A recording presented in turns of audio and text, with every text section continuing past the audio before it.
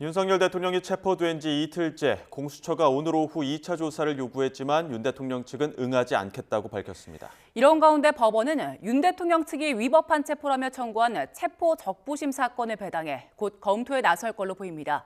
취재 기자 연결합니다. 김태원 기자. 네, 고위공직자 범죄 수사처입니다. 네, 윤 대통령 오후 조사도 불출석 의사를 밝혔다고요?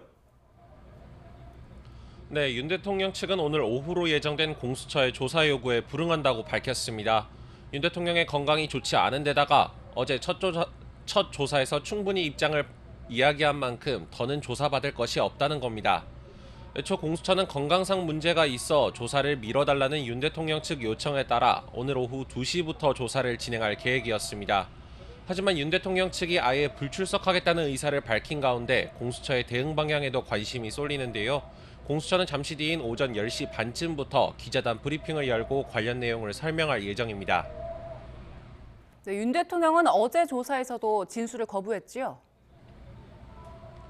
네, 공수처는 이번 조사를 위해 200여 쪽 분량의 질문지를 준비했습니다. 하지만 윤 대통령이 묵비권을 행사하면서 의미 있는 진술을 확보하기는 어려운 상태입니다.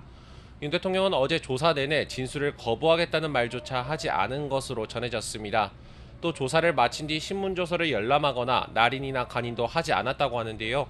공수처 수사가 위법하지만 유혈 사태를 막기 위해 공수처에 출석했다는 기존 입장의 연장선으로 보입니다.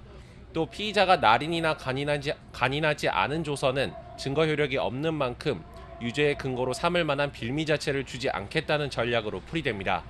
하지만 공수처는 진술 여부와 관계없이 혐의 입증에는 무리가 없다고 보고 있는 가운데 이르면 오늘 구속영장을 청구할 가능성이 있습니다. 예, 그리고 윤 대통령이 제기한 체포 적부심 사건에 대해서 법원이 곧 본격적인 검토에 나선다고요? 네, 서울중앙지방법원은 어제 윤 대통령이 청구한 체포 적부심 사건을 형사 32단독 소준섭 판사에게 배당했습니다.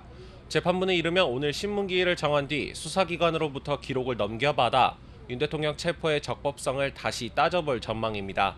앞서 윤 대통령 측은 공수처가 서울 서부지법에서 발부받은 체포영장의 집행 과정이 위법했다고 주장하면서 첫 조사 직후에 체포적부심사를 제기했습니다.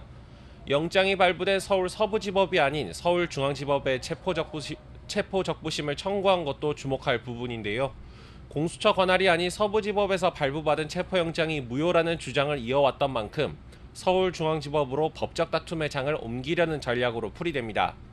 재판부는 체포가 부당하거나 불필요하다고 판단하면 피의자를 석방할 수 있고 그렇지 않다면 신문을 거치지 않고서도 기각할 수 있습니다.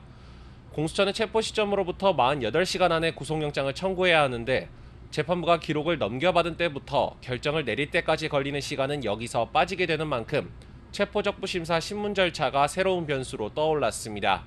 지금까지 공수처에서 YTN 김태원입니다.